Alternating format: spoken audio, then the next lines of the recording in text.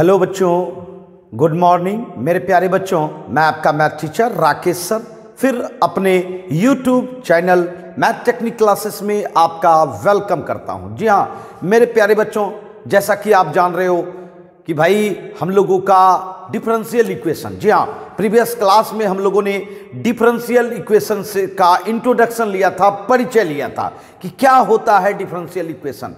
और आपने ये जाना कि डिफरेंशियल इक्वेशन कैलकुलस का इक्वेशन है बच्चों। जैसे कि हम लोग अलजेब्रा का इक्वेशन देखा करते थे, ट्रिग्नोमेट्री का इक्वेशन देखा करते थे, उसी तरह हम लोगों को कैलकुलस का इक्वेशन देखने का मौका मिला है।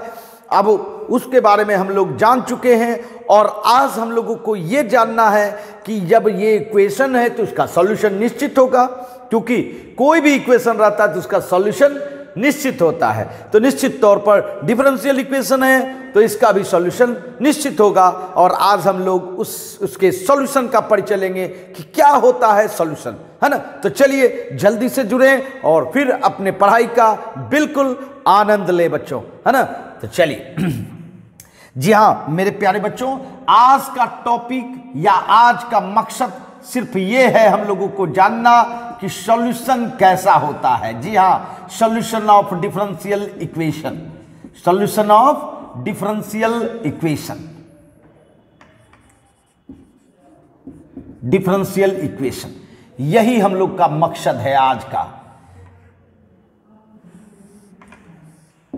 देखिए मेरे प्यारे बच्चों, इक्वेशन, क्वाड्रेटिक इक्वेशन देखा होगा, लीनियर इक्वेशन देखा होगा, क्यूबिक इक्वेशन देखा होगा, हर का सॉल्यूशन आपने किया होगा, सीखा होगा। यहां भी वही मकसद है कि डिफरेंशियल इक्वेशन का सबसे पहले तो पहचानेंगे, जानेंगे कि इसका सॉल्यूशन क्या होता है और उसके बाद उस इक्वेशन को निकालने के लिए भी जानेंगे बच्चों। जी हाँ, तो चलिए देखिए क्या है। सबसे पहले तो मैंने आपको थोड़ी कंसेप्ट बताई थी कि भाई आपके पास अगर कोई फंक्शन है, मान लीजिए y बराबर एफ एक्स, मान लीजिए y बराबर एफ एक्स, ये फंक्शन है और जो फंक्शन होता है वह किसी न किसी कर्व का इक्वेशन कहलाता है। क्या कहलाता है भाई?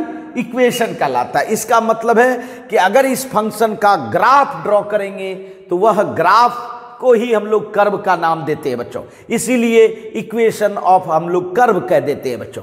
तो जी हाँ, फंक्शन कहिए या इक्वेशन ऑफ कर्व कहिए, दोनों का सेंस एक ही है बच्चों। अब मैं बताना चाहूंगा कि इस फंक्शन को आप डिफरेंशिएट करते हो। जी हाँ मेरे प्यारे बच्चों, क्या करते हो? डिफरेंशिएट करते हो। जब आप डिफरेंशिएट करोगे तो क्या मिलेगा? तो चलिए देखते हैं डिफरेंशिएट करने के बाद क्या मिलता है। चलिए इसको डीसी किए, डिफरेंशिएट करते हैं तो निश्चित तौर पर मिलेगा dy by D X equal to F X का डिफरेंशिएशन एफ डैश एक्स। यही करते हो, है ना, यही करते हो। जी हाँ, ये मिलता है। तो मेरे प्यारे बच्चों, आपको याद है मैंने परिचय करवाया था आपको डिफरेंशियल इक्वेशन से कि भैया डिफरेंशियल इक्वेशन वही है जिसके पास डिफरेंशियल कोफिशिएंट मौजूद हो। तो इस रिजल्ट में आपको लग रहा होगा कि dy बाई डी एक्स है। इसका मतलब है कि आपके पास क्या है? आपके पास डिफरेंशियल कोफिशिएंट है। जहां डिफरेंशियल कोफिशिएंट है तो यह निश्चित तौर पर लग रहा है कि कौन है भाई? Differential equation. जहां मेरे प्यारे बच्चों, ये आपका क्या हुआ? Differential equation. इसको ही हम लोग क्या कहेंगे? Differential equation. हो सकता है इसको दो बार डिफरेंशिएट करें, हो सकता है क्या हो सकता है दो बार डिफरेंशिएट करें।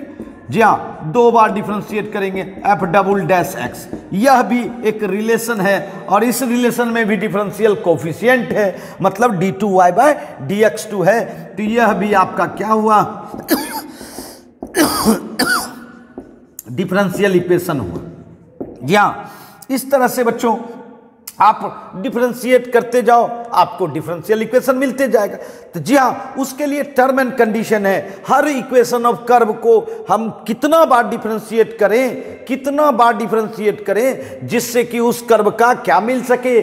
Differential equation. वो मैं बताऊंगा आपको कि जी हाँ इतना बार ही आप कर सकते हो, है ना। जी हाँ, सिर्फ ये बताना चाहा कि भाई इक्वेशन ऑफ कर्व से ही डिफरेंशिएट करके हम क्या तैयार करते हैं, तो डिफरेंशियल इक्वेशन तैयार करते हैं। तो जी हाँ मेरे प्यारे बच्चों, ये डिफरेंशियल इक्वेशन है।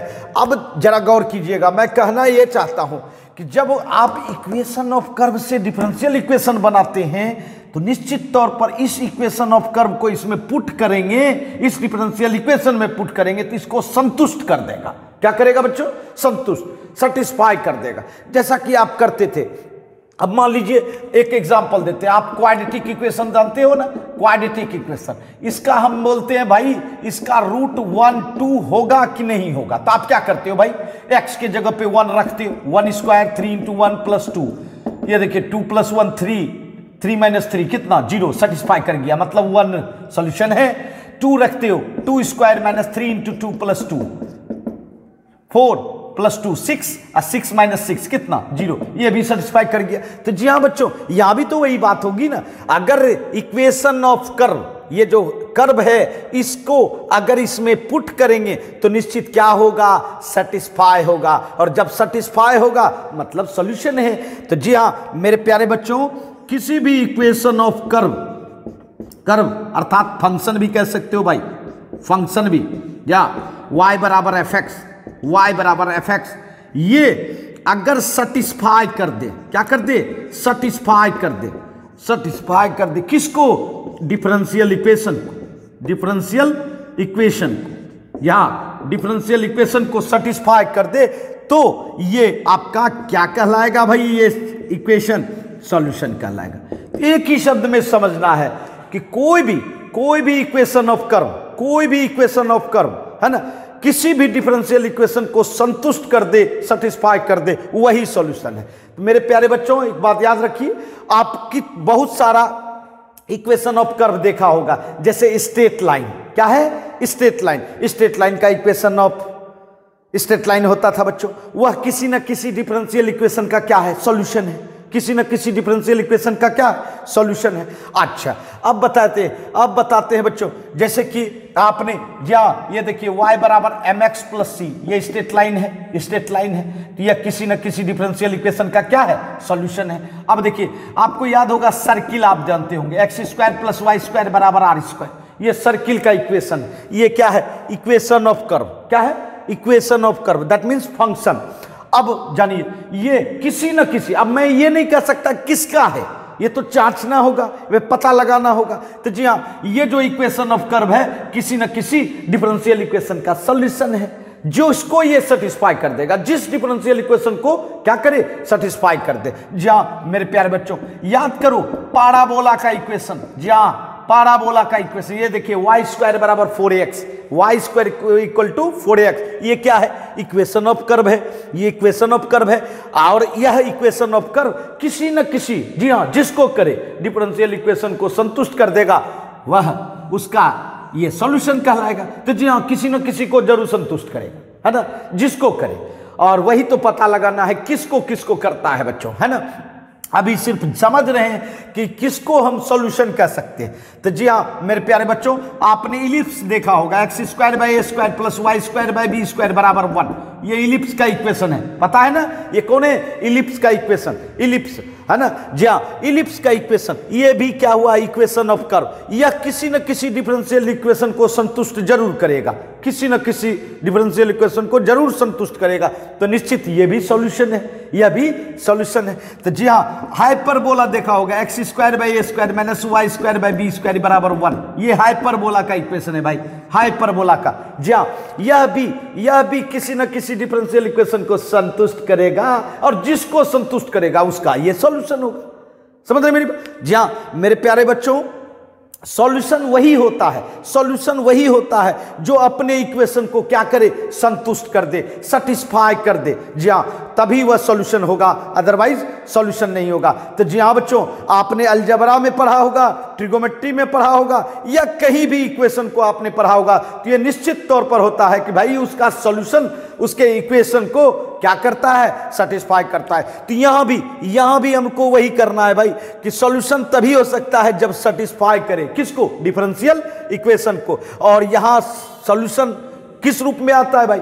इक्वेशन ऑफ कर्व के रूप में, इक्वेशन ऑफ कर्व के रूप में, या कह सकते हैं फंक्शन के रूप में। जहां मेरे प्यारे बच्चों फंक्शन के रूप में, इसका मतलब ये जो मैंने आपको इक्वेशन ऑफ कर्व दिखाया, यह सभी किसी न किसी डिफरेंशियल इक्वेशन का क्या है? सॉल्यूशन है। स्ट्रेट लाइन का इक्वेशन, सर्किल का इक्वेशन, है ना, पाराबोला का इक्वेशन, है ना, इलिप्स का इक्वेशन बच्चों, और हाइपरबोला का इक्वेशन, जहां बहुत सारा है बच्चों।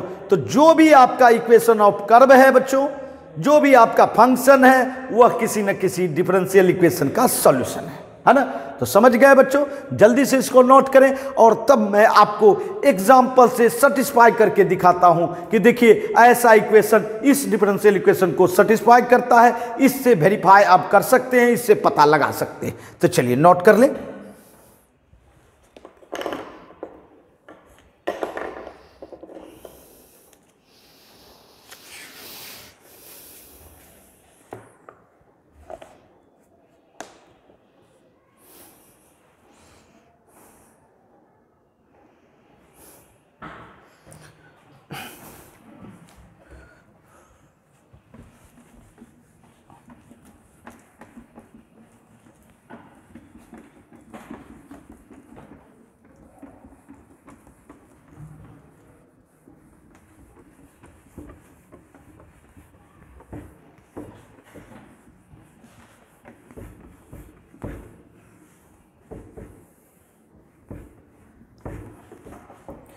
आइए जी हाँ, अब हम लोग है ना वेरीफाई करके देखते हैं कि सॉल्यूशन है या नहीं है।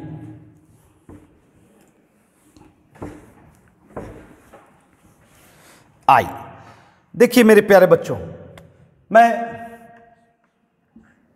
चेक कर रहा हूं, वेरीफाई करना है, वेरीफाई करना है ना। आपके पास मैं इक्वेशन ऑफ कर्व दे रहा हूं भाई, इक्वेशन ऑफ कर्व y बराबर x, पहचानते हो? y बराबर x पहचानो, ये स्ट्रेट लाइन है जो ओरिजिन से पास करता है ना। y बराबर s स्ट्रेट लाइन है भाई, स्ट्रेट लाइन है, y बराबर x। और इसका डिफरेंशियल इक्वेशन हम लेते हैं, एक डिफरेंशियल इक्वेशन लेते हैं, differential equation dy by D x -1 बराबर 0, -1 बराबर 0।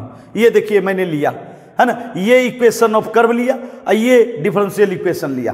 अब मैं चाहता हूं, अब जरूरी नहीं है कि सेटिस्फाई करवे करे, या जो सेटिस्फाई करेगा वो सॉल्यूशन होगा, सेटिस्फाई नहीं करेगा सॉल्यूशन नहीं होगा, है ना। आइए सेटिस्फाई करते हैं बच्चे, चेक करते हैं। देखिए आपके पास इक्वेशन ऑफ कर्व है, इक्वेशन ऑफ कर्व क्या है भाई? y बराबर x, ठीक। अब देखिए जो सब जरूरत है इस डिफरेंशियल इक्वेशन को, वो इससे निकाल लो और उसमें सब्स्टिट्यूट कर दो, बस सेटिस्फाई कर गया। RHS साइड बराबर हो गया, मतलब समझ जाओ LHS और RHS बराबर हो गया, मैंने सेटिस्फाई कर गया। अब बताओ क्या करोगे, क्या चाहिए इसको? dy बाई डी एक्स चाहिए, तो dy बाई डी एक्स मतलब क्या हुआ? डिफरेंशिएट करना होगा भाई, डिफरेंशिएट करते हैं dy बाई डी एक्स। बताओ x का डेरिवेटिव क्या होता है? 1 हो गया। अब इसमें सब्स्टिट्यूट करो, और कुछ चाहिए नहीं ना। चलिए dy बाई डी एक्स -1, ये आपका डिफरेंशियल इक्वेशन है भाई, लेफ्ट साइड का।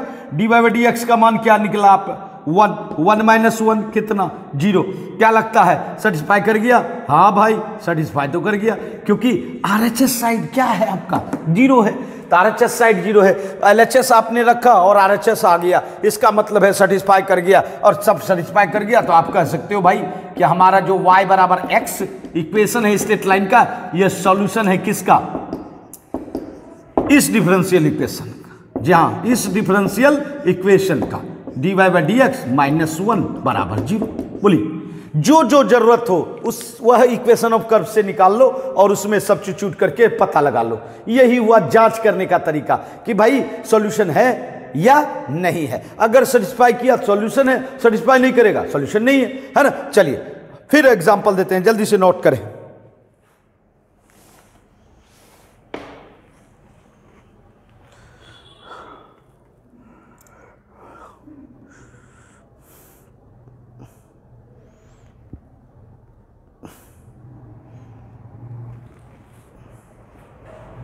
आइए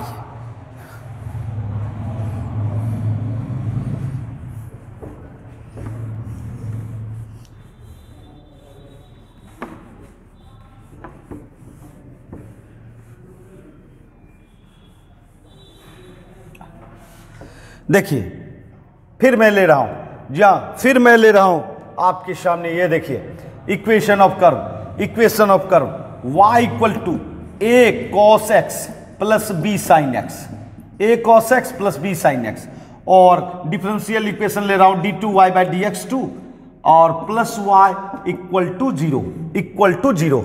जी हाँ, अब देखिए मुझे पता लगाना है भाई, ये आपका इक्वेशन मतलब ट्रिगोमेट्री का इक्वेशन है, ये ट्रिगोमेट्रिकल कॉस एंड साइन के कॉम्बिनेशन से ये ट्रिगोमेट्री बना है भाई, और इसका ये देखना है कि ये जो है ये स्ट्रेट लाइन नहीं है बच्चों, ये कर्व है, कोई भी कर्व हो सकता है भाई।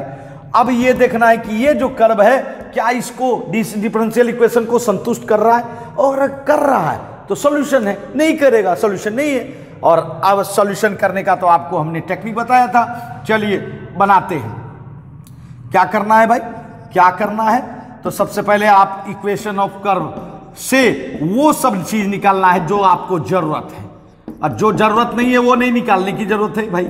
चलिए ये देखिए आपका क्या सब जरूरत है बताओ तो, d2y बाई dx2, जी हाँ d2y बाई dx2 मतलब सेकेंड ऑर्डर डेरिवेटिव जरूरत है, प्लस y की भी जरूरत है ना। तो चलिए y तो हमारे पास है ही, फिर dc करो, इसको dc करके लाओ, dc with respect to x, dy by dx। बताओ बताओ cos x का डेरिवेटिव, ये तो कांस्टेंट है, cos x का डेरिवेटिव क्या होता है माइनस साइन x, और फिर बताओ sin x का डेरिवेटिव जल्दी से बताओ, cos x होता है। ये देखिए ये आपने एक बार डिफरेंशिएट किया, बट आपको इसकी जरूरत नहीं है, इसके बाद की जरूरत है, तो निश्चित इसको करने के बाद ही करेंगे ना। चलिए फिर से करते हैं डबल डीसी करते हैं। बताओ dy बाई dx को करेंगे तो d2y बाई dx2 है ना माइनस ए। अब बताओ sin x का डेरिवेटिव क्या होता है भाई cos x, और cos x का डेरिवेटिव क्या होता है माइनस साइन x। बताइए आपका ये डबल डीसी हो चुका है, डबल डीसी हो चुका है, ठीक है, डबल डीसी हो गया है, जो जरूरत थी निकाल ली। अब आपको डिफरेंशियल इक्वेशन में है ना सब्स्टिट्यूट करना है और पता लगाना है कि सेटिस्फाई कर रहा है कि नहीं। चलिए एलएचएस में आपका डिफरेंशियल इक्वेशन में क्या है d2y by dx2 plus y। अब बताओ d2y बाई dx2 आप निकाले हो, क्या निकाले हो जल्दी से बताओ, minus a cos x minus b sine x, सही है। अब प्लस अब चाहिए y, तो बोलिए y भी आपके पास है, क्या है y बताइए, a cos x plus b sine x, ऐसा है y, ऐसा है y, है ना। अब बताइए ये माइनस और ये प्लस कैंसिल, ये माइनस ये प्लस कैंसिल, ये माइनस और ये प्लस कैंसिल, है ना। अब बताइए क्या आ गया, जीरो आ गया। अब ये बताइए जब जीरो आ गया तो इसका मतलब है संतुष्ट कर रहा है भाई, संतुष्ट कर रहा है मतलब सेटिस्फाई हो रहा है। अब बताइए सेटिस्फाई हुआ मतलब सॉल्यूशन है, इसका मतलब है ये जो है आपका a cos x plus b sin x क्या है भाई, सॉल्यूशन है। किसका सॉल्यूशन है, इस डिफरेंशियल इक्वेशन का सॉल्यूशन है, d किसका d2y by dx2 plus y बराबर जीरो, है ना। तो जी हाँ मेरे प्यारे बच्चों, इस तरह से हम लोग पता लगाते हैं, चेक करते हैं सॉल्यूशन है या नहीं है। सेटिस्फाई नहीं करता सॉल्यूशन नहीं होता, है ना। तो चलिए जल्दी से नोट करें, फिर आगे बढ़ते हैं हम लोग।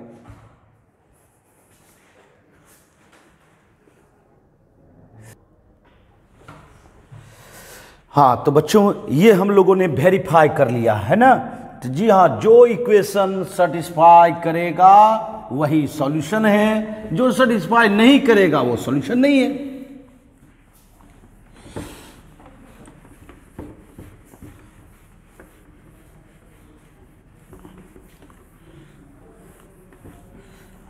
आइए अब देखते हैं एक और प्रॉब्लम्स हम लोग।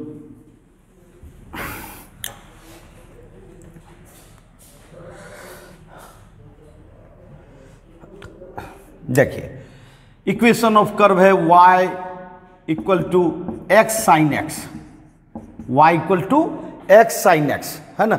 ये आपका इक्वेशन ऑफ कर्व है, और डिफरेंशियल इक्वेशन जो है वो क्या है, x Y dash equal to y plus x root over x square minus Y square. जी हाँ, x Y dash equal to y plus x root over x square minus Y square. अब ये देखना है कि जो है आपका इक्वेशन ऑफ कर्व क्या इस डिफरेंशियल इक्वेशन का सॉल्यूशन है कि नहीं है। सबसे पहले तो मैं बता देना चाहता हूं, देखिए भाई y डैश अगर कहीं रहे मतलब समझ जाइए dy बाई डी एक्स एक बार डिफरेंशिएट हुआ है ना, और इसको y1 भी कह सकते हैं। क्या कह सकते हैं भाई? y1। उसके बाद अगर y2 रहे मतलब y डबल डैश, इसका मतलब है d2y बाय dx2, और इसी तरह नंबरिंग बढ़ाते जाइए y3 y triple dash d3y by dx3। जी हाँ मेरे प्यारे बच्चों, जितना डैश रहेगा मतलब उतना बार डिफरेंशिएट हुआ है, इसका मतलब y डैश है मतलब एक बार डिफरेंशिएट हुआ है। तो चलिए सबसे पहले तो हम लोग अब चेक करें, है ना, और जो सब जरूरत है उसको हम लोग प्राप्त करें। तो चलिए आपके पास इक्वेशन ऑफ कर्व, जी हाँ इक्वेशन ऑफ कर्व क्या है भाई? इक्वेशन ऑफ कर्व है आपका y equal to X sine X. ठीक है, इससे आपको क्या सब चाहिए? तो भैया पहले तो डिफरेंशिएट एक बार करना होगा, तो चलिए डीसी करते हैं, DC with respect to X. तो बताओ y को डीसी करोगे तो क्या लिखोगे? y dash. ठीक है, y डैश लिखेंगे, एक बार डिफरेंशिएट करना है तो। चलो u इंटू भी प्रोडक्ट रूल, x को रखेंगे किसका डीसी करेंगे भाई? साइन x का डीसी करेंगे। अब प्लस साइन x रखेंगे, किसका डीसी करेंगे भाई? x का डीसी करेंगे, है ना। चलिए बताइए साइन x का डीसी क्या होता है? cos x sine x। उसके बाद dx बाई dx1 मतलब क्या आ गया? x cos x plus sign x। देखिए फंक्शन से आपको जो सब जरूरत थी वो निकाल लिए। अब चलिए सेटिस्फाई करके देखें, चेक करके देखें क्या होता है। तो बच्चों एक बात बताइए, LHS क्या है? बोलिए LHS क्या है आपका? X Y dash. ठीक है ना, एक्स वाई डैश। अब ये बताइए एक्स वाई डैश है तो x है भाई, y डैश आप क्या निकाले हो? देखिए x cos x plus sign x, ये आपका निकला है क्या? बताइए LHS मतलब मल्टीप्लाई कर दो X square cos x plus x sine x, ये आपका LHS निकला। ये आपका क्या निकला? LHS। अब RHS भी आपको इसमें प्राप्त करना होगा। चलिए RHS देखते हैं, जी हाँ RHS देखते हैं। ठीक है, RHS देखते हैं। बताइए RHS आपका क्या है भाई? RHS है y plus x root over x square minus Y square, है ना। अब बताओ RHS में किस सब चीज की जरूरत है भाई? तो ये तो हमारे पास है ही, y बराबर है एक्स साइन एक्स रख दिया, प्लस एक्स तो एक्स ही है, रूट ओवर एक्स स्क्वायर, फिर y के जगह पे क्या रख देंगे? एक्स साइन एक्स, तो स्क्वायर करेंगे तो x square sine square x. आ रही है बात समझ में? आ रही है बात समझ में? बताओ x sine X plus x. अब बताओ एक्स स्क्वायर कॉमन लेंगे और रूट से बाहर करेंगे तो एक्स बाहर आ जाएगा, है ना। Root over 1 minus sine square X, X sine X plus X square, और 1 माइनस साइन स्क्वायर एक्स क्या होता है ट्रिगोमेट्री में? कॉस स्क्वायर एक्स, और उसका रूट कॉस एक्स। ठीक है, अब बताओ एक्स साइन एक्स, देखिए मिलाइए RHS आ गया, एक्स साइन एक्स और plus X square cos x, बिल्कुल हूबहू मिल गया। मतलब LHS और RHS इक्वल दिख रहा है भाई, और जब LHS और RHS इक्वल दिख रहा है मतलब क्या हो गया? सेटिस्फाई कर गया। मतलब क्या हुआ? सेटिस्फाई कर गया, मतलब सॉल्यूशन है। तो जी हाँ मेरे प्यारे बच्चों, आप कह सकते हो भाई कि ये जो है मेरा, है ना, सॉल्यूशन है। मतलब y बराबर X sine X is solution किसका? इस डिफरेंशियल इक्वेशन का। Differential equation X Y dash बराबर y plus x root over x square minus Y square. मतलब इसमें LHS में भी रखना पड़ गया और RHS में भी। जी हाँ, ये तो डिपेंड करता है इक्वेशन पर, कैसा इक्वेशन। अगर छोटा मोटा इक्वेशन है, लेफ्ट साइड खाली रखना है तो लेफ्ट साइड रखे, और राइट साइड रखने की जरूरत पड़ेगी तो राइट साइड रखें। जैसे इसमें जरूरत पड़ गई तो आपको राइट साइड भी रखना पड़ेगा, और दोनों देखना होगा, दोनों इक्वल है मतलब सेटिस्फाई कर गया, है ना। तो समझ गए होंगे, बहुत सारा एग्जाम्पल हम लोग देख चुके हैं, है ना, सॉल्यूशन चेक करने का। तो चलिए ये नोट कर लें और फिर हम लोग और सॉल्यूशन के बारे में जाने बच्चों।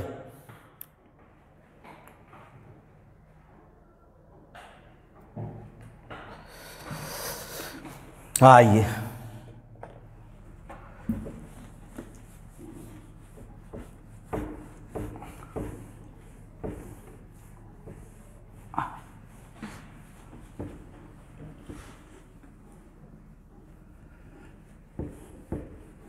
जी हाँ, अभी तक सॉल्यूशन को पहचान रहे थे, अभी तक सॉल्यूशन को हम लोग पहचान रहे थे, और अब हम लोग सॉल्यूशन का, है ना, सॉल्यूशन का क्या करेंगे, प्रकार देखेंगे, टाइप्स देखेंगे, कितने टाइप्स के होते हैं बच्चों सॉल्यूशन किसी भी डिफरेंशियल इक्वेशन का। आइए जाने।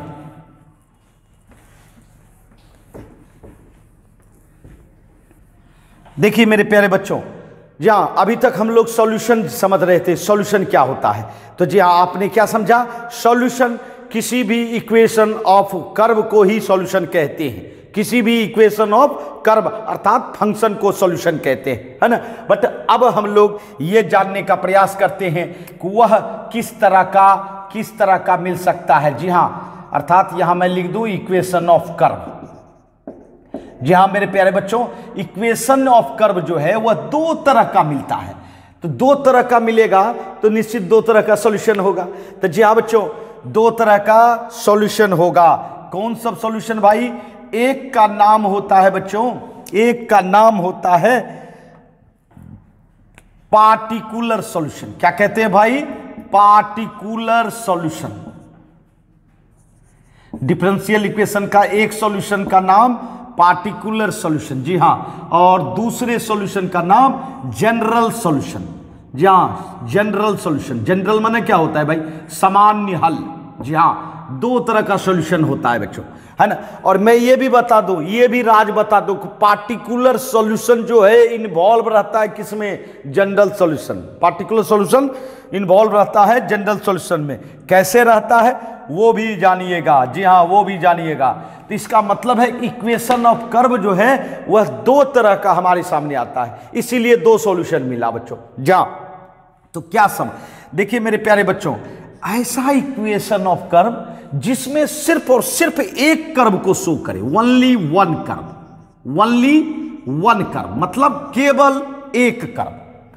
अगर एक कर्व को शो करता है तो वह पार्टिकुलर सॉल्यूशन आता है। पार्टिकुलर क्या मतलब होता है? निश्चित, निश्चित, एक से ज्यादा नहीं, किसी पार्टिकुलर चीज, डिफिनिट चीज को कहते हैं बच्चों। तो जी हां, जिस इक्वेशन ऑफ कर्व में सिर्फ एक कर्व को दिखा रहा हो, मतलब समझ जाइए वह पार्टिकुलर सॉल्यूशन है ना, पार्टिकुलर सॉल्यूशन है। और जिसमें एक से ज्यादा कर्व दिखे, जी हां, मोर देन वन कर्व, जी हां, एक से ज्यादा कर्व, इसको हम लोग फैमिली ऑफ कर्व भी कह सकते हैं।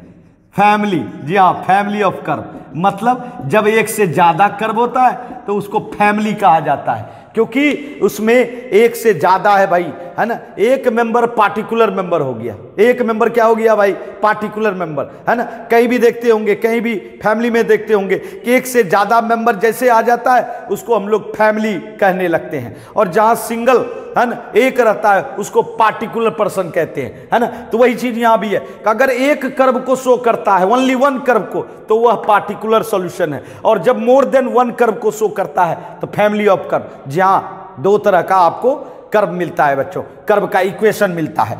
अब मैं ये बताना चाहता हूं कि आप कैसे समझोगे कि भाई वह एक कर्व को शो कर रहा है कि एक से ज्यादा कर्व को शो कर रहा है। बिल्कुल आसान है समझना।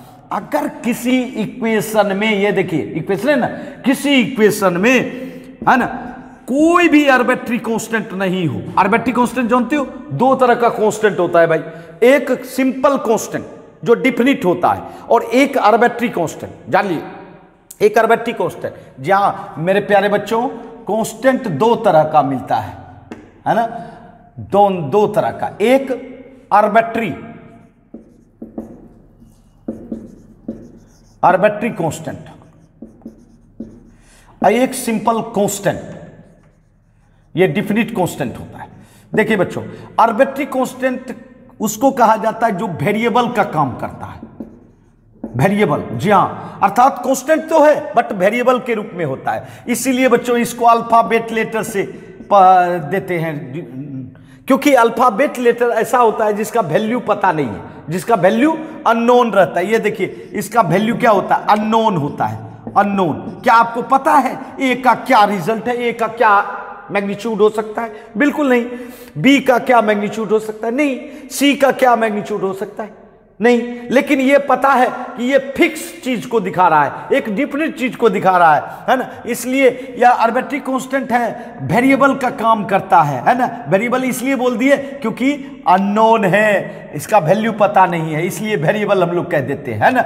लेकिन वेरिएबल तो है नहीं, यह फिक्स नंबर है। और ये क्या हुआ, ये इसका वैल्यू पता होगा, आपको वैल्यू पहले से पता रहेगा, मतलब नॉन वैल्यू, नॉन जिसका वैल्यू पता हो। जी हाँ, जैसे 1 2 3 4 ये कांस्टेंट। तो जी हाँ मेरे प्यारे बच्चों, जानिए अगर किसी भी इक्वेशन ऑफ कर्व में कोई भी आर्बिट्री कांस्टेंट नहीं है, कांस्टेंट हो कोई दिक्कत नहीं, बट आर्बिट्री कांस्टेंट नजर आ रहा है क्या? बिल्कुल नहीं, कहीं नजर नहीं आ रहा है। तो भाई नजर नहीं आना चाहिए, तब निश्चित तौर पर वह एक कर्व को दिखाएगा, अर्थात उसको कहा जाएगा पार्टिकुलर सॉल्यूशन। क्या कहते हैं बच्चे? पार्टिकुलर सॉल्यूशन, क्योंकि ये एक कर्व को दिखा रहा है भाई, है ना, ओनली वन कर्व को।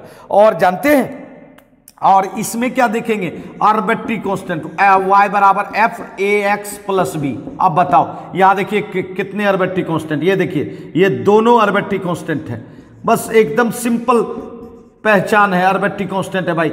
जैसे ही आर्बिट्री कांस्टेंट आ गया, मतलब समझ जाओ कि इसका एक कर्व नहीं दिखा रहा है, एक से ज्यादा कर्व, क्योंकि ए का मान कुछ भी हो सकता है, 1 2 3 4 कुछ भी हो सकता है भाई। बी का मान 1 2 3 4 कुछ भी हो सकता है, मुझे पता नहीं है ना, मुझे पता नहीं है जा। इसलिए ये कांस्टेंट रहते हुए क्या है, अननोन है, कांस्टेंट रहते हुए अननोन है। इसका मतलब है कि यह एक कर्व को नहीं दिखा रहा है, यह फैमिली ऑफ कर्व को दिखा रहा है, अर्थात एक से ज्यादा कर्व को दिखा रहा है। इसलिए यह क्या कहलाएगा, जनरल सॉल्यूशन। क्या कहलाएगा, जनरल। आप समझ रहे होंगे सर, क्या ये पार्टिकुलर सॉल्यूशन क्या इसमें इन्वॉल्व है? बिल्कुल, यह पार्टिकुलर सॉल्यूशन भी इसमें इन्वॉल्व है ना, पार्टिकुलर सॉल्यूशन भी इन्वॉल्व है। जैसे मैं एग्जांपल देना चाहता हूं, आइए कुछ एग्जांपल्स ले। ये देखिए एग्जांपल्स ले,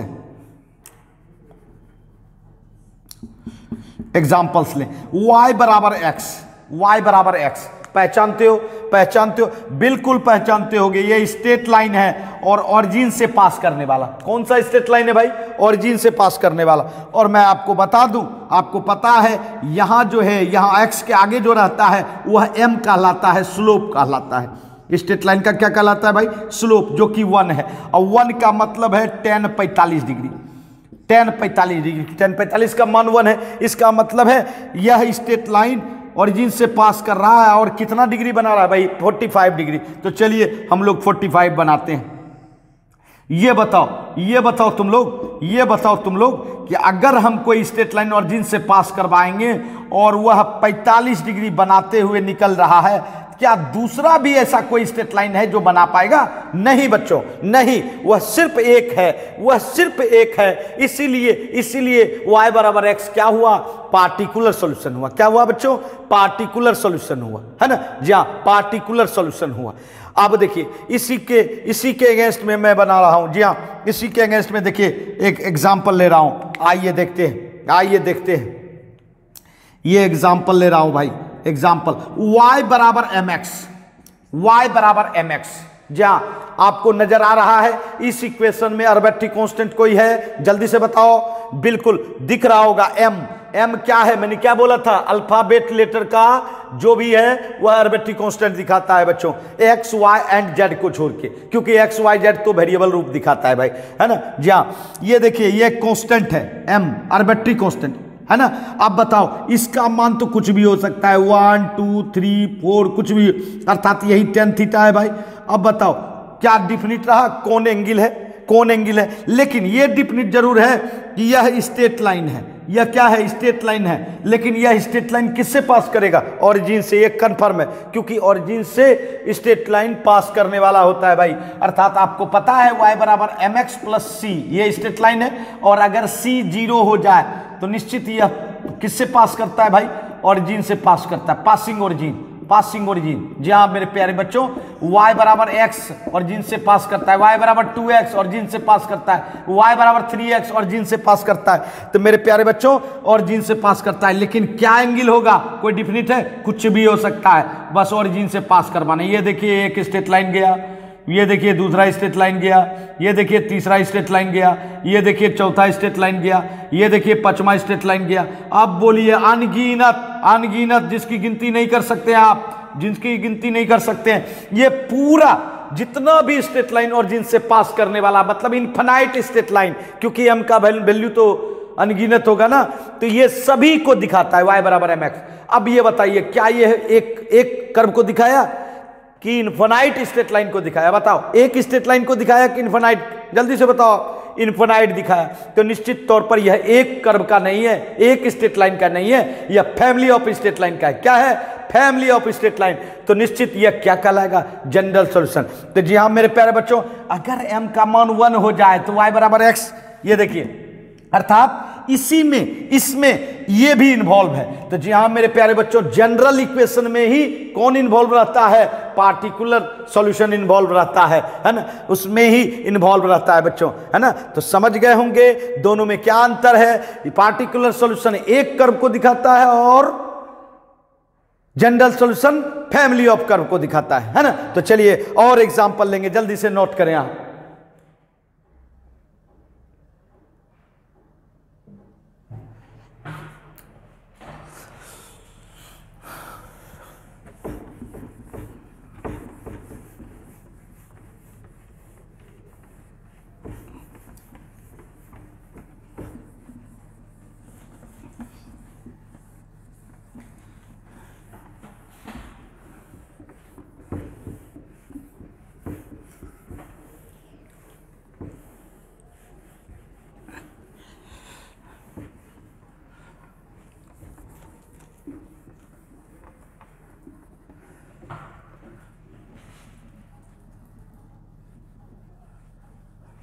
आइए जी हाँ, और कुछ इक्वेशन ऑफ कर्व को देखें बच्चों, और इक्वेशन ऑफ कर्व को देखें।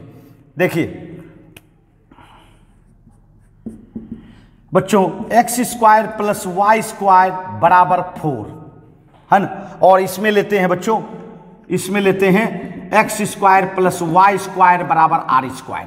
ठीक है, दोनों किस चीज को दिखा रहा है बताओ तो, ऑब्जर्व करो तो, जल्दी से वो ऑब्जर्व करो। जहां इस इक्वेशन को आपने देखा है तो ये आपका सर्किल है, ये क्या है? ये सर्किल है ना, ये सर्किल है। लेकिन कौन सा सर्किल बताओ? जिसका सेंटर क्या हो? सेंटर क्या हो भाई? सेंटर 0 0 हो। इसका सेंटर क्या होगा भाई? 0 0। जहां इस सर्किल का सेंटर 0 0 है और रेडियस क्या है? रेडियस 2 स्क्वायर, मतलब रेडियस 2।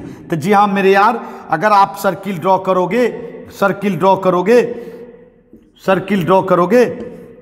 बताओ सेंटर 0 0 लोगे, सेंटर 0 0 लोगे और रेडियस कितना लोगे?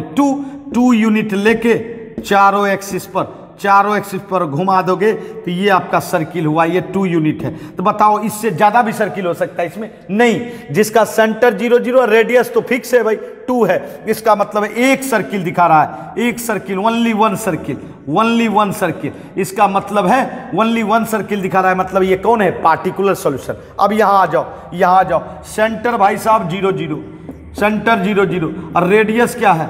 रेडियस क्या है? आर है। आर का मान तो कुछ भी हो सकता है, 1 2 3 कुछ भी हो सकता है, 1 हो सकता है, 2 हो सकता है, 3 हो सकता है, आर्बिट्ररी कांस्टेंट है ना जी, कुछ भी हो सकता है। इसका मतलब है कि अगर आप सर्किल ड्रॉ करोगे, ये देखिए सर्किल ड्रॉ करोगे तो सेंटर आप 0 0 लोगे ना। अब बताओ, एक रेडियस 1 लोगे तो 1 लेंगे तो 1 से घुमा लेंगे, है ना। रेडियस 2 लोगे, दूसरा घुमा दोगे। रेडियस 3 लेंगे, तीसरा घुमा दोगे। रेडियस 4 लेंगे, चौथा घुमा देंगे। और इस तरह घूमते कितना? फैमिली ऑफ सर्किल हो गया, फैमिली ऑफ सर्किल, क्योंकि एक सर्किल से ज्यादा है भाई, एक सर्किल से ज्यादा है। तो बताओ ये क्या होगा? General solution. इसका मतलब है कि अगर कोई भी आर्बिट्ररी कांस्टेंट नहीं है तो पार्टिकुलर सॉल्यूशन, और आर्बिट्ररी कांस्टेंट एक भी हो तो जनरल सॉल्यूशन। और जानिए, देख रहे हैं ये जो सर्किल हम लोग ड्रॉ किए हैं, क्या इसमें इन्वॉल्व है कि नहीं? बिल्कुल है। देखिए रेडियस, ये वाला सर्किल है आपका, ये वाला सर्किल है जहां जिसका रेडियस 2 है ना। तो ये डिफरेंस है particular solution and general solution में, है ना। Particular solution and general solution में। जी हाँ मेरे प्यारे बच्चों, समझ गए होंगे, कोई परेशानी नहीं।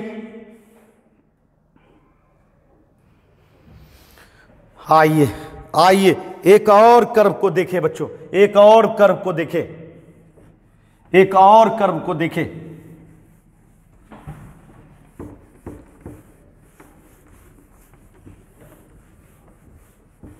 एक और कर्व को देखें।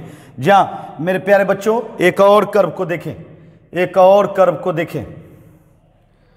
देखिए अगर हम ये लें वाई स्क्वायर बराबर 4x, पहचानते कौन है? बिल्कुल पहचानते हैं, पाराबोला, क्योंकि बताए थे y पर 2 पावर और x पर 1 पावर, मतलब एक वेरिएबल पर 2 पावर और एक वेरिएबल पर 1 पावर, तो पाराबोला होगा।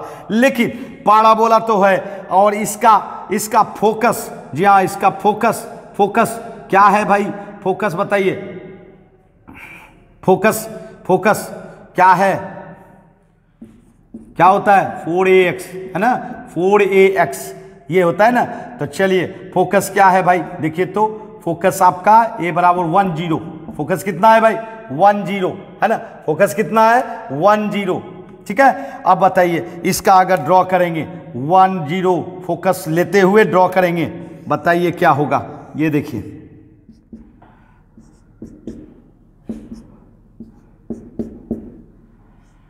ऑरिजिन से पास करते हुए और पाराबोला ड्रॉ किए, इसका फोकस कितना? 1 0 लेके 1 0, तो एक कितना पाराबोला हुआ? सिर्फ एक पाराबोला है ना, एक पाराबोला। अब इसी को यहां लिखें वाई स्क्वायर बराबर 4ax, वाई स्क्वायर बराबर 4ax। अब बताइए यहां a आर्बिट्ररी कांस्टेंट मौजूद है, ये आपका पाराबोला ही है, लेकिन एक पाराबोला नहीं, इनफाइनाइट पाराबोला। a बराबर 1 2 3 कुछ भी हो सकता है, कुछ भी है ना, प्लस माइनस कुछ भी हो सकता है भाई। अब बताओ इस पाराबोला को जब ड्रॉ करेंगे, इस पाराबोला को जब ड्रॉ करेंगे है ना, तो क्या सब होगा भाई? क्या सब होगा बताइए? इसमें फोकस तो हो गया भाई, फोकस क्या हो गया? a 0, फोकस क्या हो गया भाई? a 0, और जिन से पास करते हुए a 0। ये देखिए ये भी ड्रॉ कर सकते हैं, ये भी ड्रॉ कर सकते हैं भाई, ये भी ड्रॉ कर सकते हैं। देखिए जितना ड्रॉ हो सके, इधर भी हो सकता है निगेटिव भी, इधर भी हो सकता है, ये देखिए है ना, ये देखिए बताइए, ये देखिए है ना। जी हाँ, क्योंकि प्लस और माइनस दोनों हो सकता है ना, प्लस माइनस दोनों हो सकता है भाई। तो जितना ए होगा उसी के हिसाब से फोकस होगा। तो लेफ्ट साइड भी फोकस हो सकता है और राइट साइड भी। इधर निगेटिव फोकस होता है, क्या होता है? निगेटिव, और उधर पॉजिटिव फोकस है ना। अब ये बताइए ये जो सिंगल पाराबोला था क्या इसमें इन्वॉल्व है कि नहीं? बिल्कुल इन्वॉल्व है।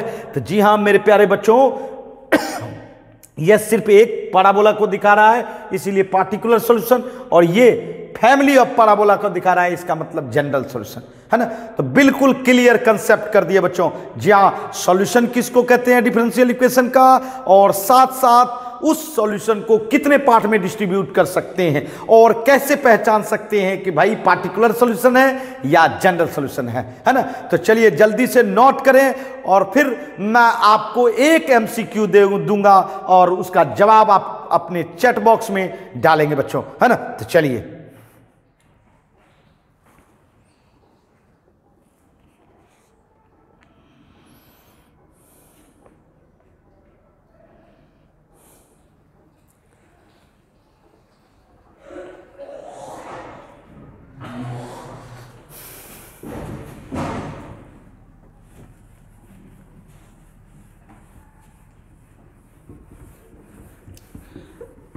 आपके लिए एक क्वेश्चन है और आप वो जवाब देंगे बच्चों।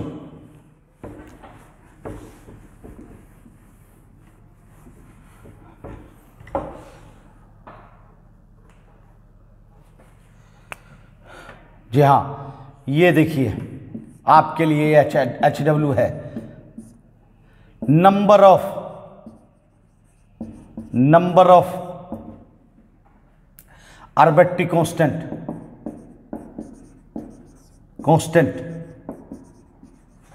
इन particular solution of differential equation